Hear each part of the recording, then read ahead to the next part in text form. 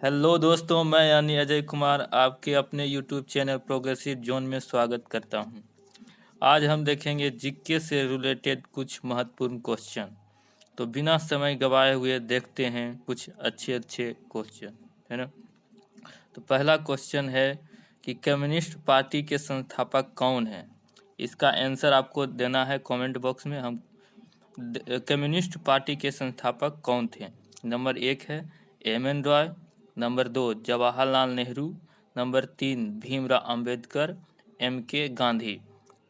तो इसका आंसर हो जाएगा एम.एन. रॉय। हाँ, कम्युनिस्ट पार्टी के संस्थापक कौन थे, तो एम.एन.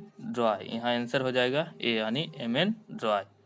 दूसरा क्वेश्चन देखते हैं कि सुभाष चंद्र बोस को सबसे पहले नेताजी किसने कहा था। सुभाष चंद्र बोस को सबसे पहले नेताजी किसने कहा था।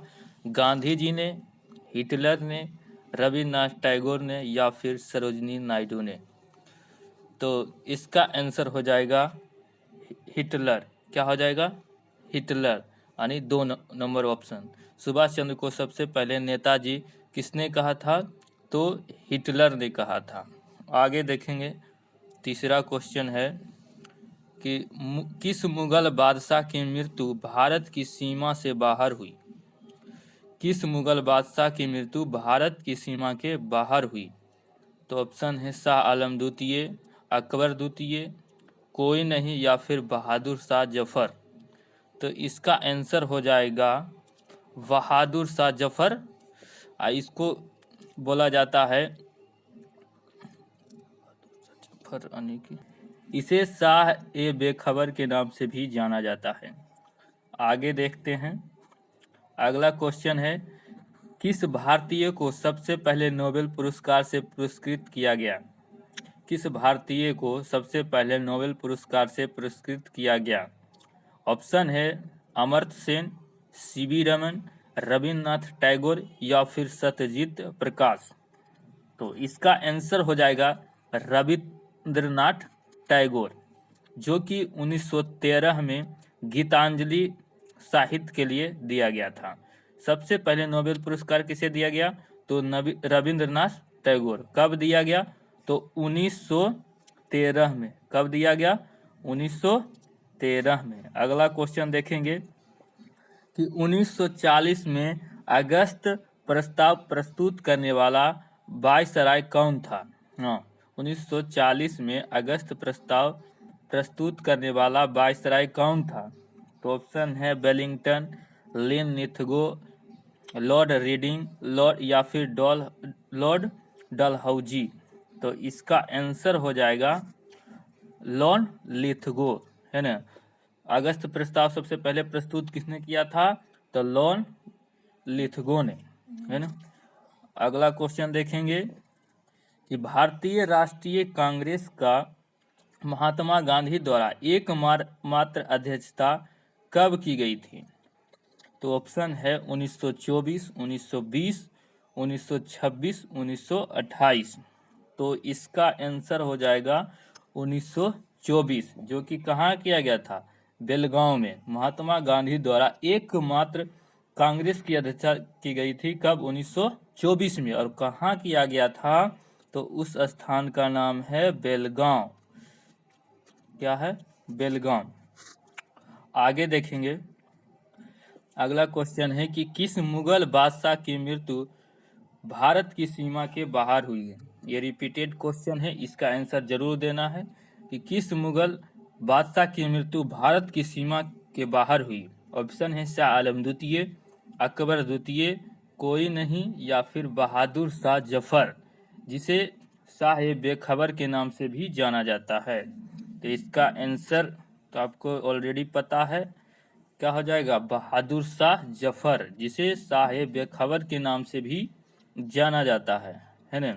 तो अगला क्वेश्चन देखेंगे, अगला क्वेश्चन है कि 1959 में बेदरा का युद्ध किसके बीच हुआ था।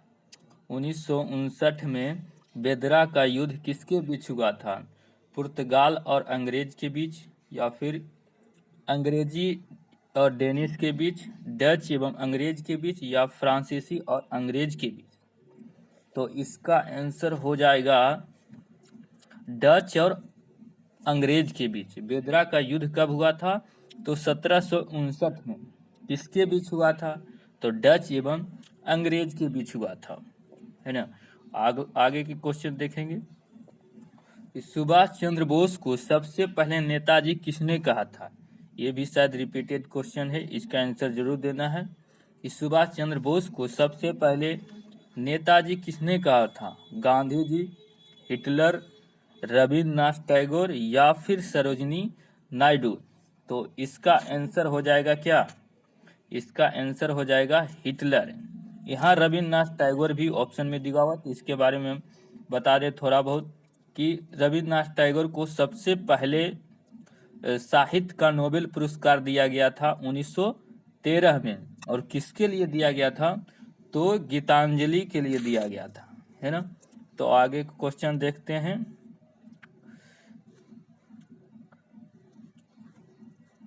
अगला क्वेश्चन है कि भारत संघ के संस्थापक कौन था? भारत संघ के संस्थापक कौन था? तो ऑप्शन है गांधी जी, सुरेंद्र नाथ बनर्जी, दादा भाई नौरोजी या फिर सरोजिनी नायडू। तो इसका आंसर हो जाएगा सुरेंद्र नाथ बनर्जी। इसका आंसर क्या हो जाएगा? सुरेंद्र नाथ बनर्जी, यानी ऑप्शन नंबर बी। भारत संघ के संस्थापक कौन थे? सुरेंद्र नाथ बनर्जी। आगे का क्वेश्चन देखेंगे कि भारतीय मुसलमानों के पृथक राज्य के लिए पाकिस्तान शब्द का प्रयोग सबसे पहले किसने किया था? भारतीय मुसलमान के पृथक राज्य के लिए पाकिस्तान शब्द का प्रयोग सबसे पहले किसने किया था? आगा खां, मोहम्मद इकबाल, एम अजीना या फिर चौधरी रहमत अली। तो इसका आंसर हो जाएगा ऑप्शन नंबर 4, यानी कि चौधरी रहमत अली, है ना। भारतीय मुसलमानों के पृथक राज्य के लिए पाकिस्तान शब्द का प्रयोग सबसे पहले किसने किया था? तो चौधरी रहमत अली, है ना। तो आगे क्वेश्चन देखते हैं कि भारत के विभाजन का बाल्कन उपज था, किसने कहा? भारत के विभाजन का बाल्कन उपज था, किसने कहा? आगा खां, लॉर्ड माउंटबेटन, एम.ए. जिन्ना या फिर विंस्टन चर्चिल, है ना। तो इसका आंसर हो जाएगा ऑप्शन नंबर बी, यानी कि लॉर्ड माउंटबेटन। क्या हो जाएगा? Lord Mountbatten. अगला क्वेश्चन देखते हैं। अगला क्वेश्चन है कि भारत पाकिस्तान के बीच विभाजन किस योजना के तहत हुआ? भारत और पाकिस्तान के बीच विभाजन किस योजना के तहत हुआ? ऑप्शन नंबर 1 माउंटबेटन योजना या फिर क्लिप्स योजना, चेम्सफोर्ड योजना या फिर बेबल योजना। तो इसका आंसर हो जाएगा ऑप्शन नंबर ए, यानी माउंटबेटन योजना। चेम्सफोर्ड योजना कब हुई थी? तो 1919 का रोलिंग एक्ट को भी चेम्सफोर्ड योजना कहा जाता है। बेबल प्लान कब आया था? 1946 में, है ना। अगला क्वेश्चन देखते हैं। अगला क्वेश्चन है कि 1932 में कौन सा गोलमेज सम्मेलन हुआ था?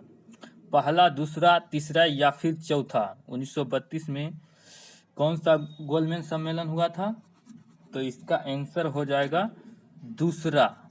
क्या हो जाएगा? दूसरा। पहला गोलमेज सम्मेलन कब हुआ था? तो 1931 में। पहला गोलमेज सम्मेलन कब हुआ था? 1931 में, है ना। अगला क्वेश्चन देखेंगे। अगला क्वेश्चन है कि मंगल पांडे कहाँ के विलुप्त से जुड़े हुए थे? मंगल पांडे कहाँ के विलुप्त से जुड़े हुए थे? Option number A Meerut, number 2 Barrackpore, Delhi या फिर कानपुर। तो इसका आंसर अगर पता है तो कमेंट बॉक्स में बताना है ना। तो इसका आंसर हो जाएगा बैरकपुर। क्या हो जाएगा? बैरकपुर। आगे का क्वेश्चन देखते हैं। अगला क्वेश्चन है कि प्रकाश नारायण किस पार्टी से थे? प्रकाश नारायण किस पार्टी से थे? तो ऑप्शन नंबर ए किसान party, Samajwadi party, socialist party या फिर कांग्रेस पार्टी। तो इसका आंसर हो जाएगा ऑप्शन नंबर 3, यानी कि सोशलिस्ट पार्टी से जुड़े हुए थे। प्रकाश नारायण किस पार्टी से जुड़े हुए थे? तो सोशलिस्ट पार्टी से जुड़े हुए थे। अगला क्वेश्चन देखते हैं कि ब्रिटिश संसद सदस्य बनने वाला पहला भारतीय कौन था। ब्रिटिश संसद सदस्य बनने वाला पहला भारतीय कौन था। दादा भाई नौरोजी, बंकिम चंद्र चटर्जी, WC बनर्जी या फिर जवाहरलाल नेहरू। तो इसका आंसर हो जाएगा ऑप्शन नंबर ए, यानी कि दादा भाई नौरोजी। ब्रिटिश संसद सदस्य बनने वाला पहला भारतीय कौन था, तो दादा भाई नौरोजी। अगला क्वेश्चन देखते हैं। अगला क्वेश्चन है कि अभिनव भारत नामक संस्थान की स्थापना किसने की थी। लाला लाजपत राय, बिपिन चंद्र पाल, विनय दामोदर सावरकर या फिर बाल गंगाधर तिलक। तो इसका आंसर हो जाएगा विनय दामोदर सावरकर। अभिनव भारत नामक संस्थान की स्थापना कब हुई थी, तो 1928 में।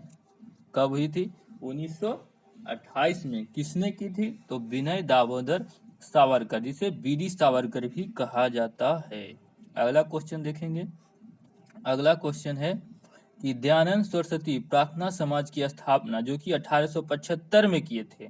तो यहाँ पूछा जा रहा है कि उस स्थान का नाम कि कहाँ किया गया था, है ना। दयानंद सरस्वती प्रार्थना समाज की स्थापना 1875 में कहाँ पर स्थापित किया गया था। कोलकाता में, लाहौर में, नागपुर में या फिर मुंबई में। तो इसका आंसर हो जाएगा ऑप्शन नंबर 4, यानी कि मुंबई में। दयानंद सरस्वती ने प्रार्थना समाज की स्थापना 1875 में कहाँ पर किए थे, तो मुंबई में। ठीक है, अगला क्वेश्चन देखेंगे।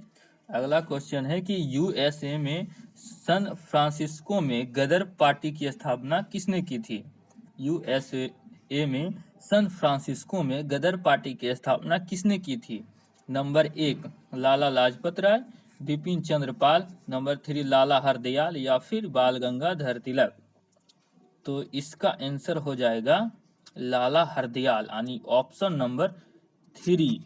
कब किया गया था, तो 1913 में। कब किया गया था, 1913 में। अगला क्वेश्चन देखेंगे। अगला क्वेश्चन क्या है।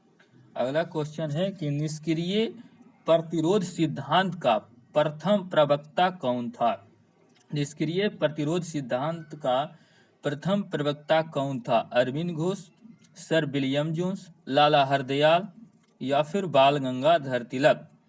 तो इसका आंसर हो जाएगा ऑप्शन नंबर 1, यानी कि अरविंद घोष। क्या हो जाएगा, अरविंद घोष। ऑप्शन नंबर 1, निष्क्रिय प्रतिरोध सिद्धांत का प्रथम प्रवक्ता कौन था, अरविंद घोष। अगला क्वेश्चन देखेंगे।